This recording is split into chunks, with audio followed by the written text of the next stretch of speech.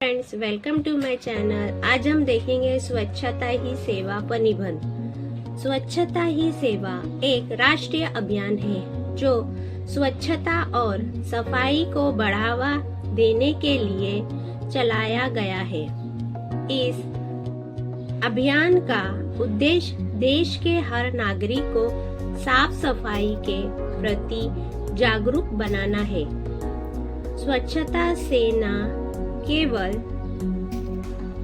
हमारा वातावरण साफ रहता है बल्कि बीमारियों से भी बचाव होता है।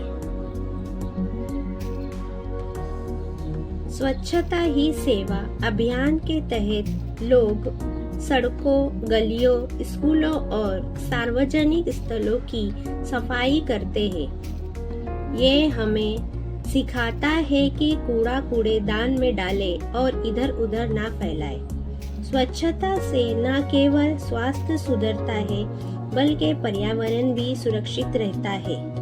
ये अभियान सभी को ये एहसास दिलाता है कि सफाई रखना केवल सरकार का काम नहीं बल्कि हम सबकी जिम्मेदारी है। स्वच्छ भारत सुंदर और स्वस्थ भारत का सपना है। अगर हम सब मिलकर स्वच्छता में योगदान दें तो हमारा देश साफ और हरा भरा बन सकता है। Thank you watching my video. Like and subscribe my channel. Thank you.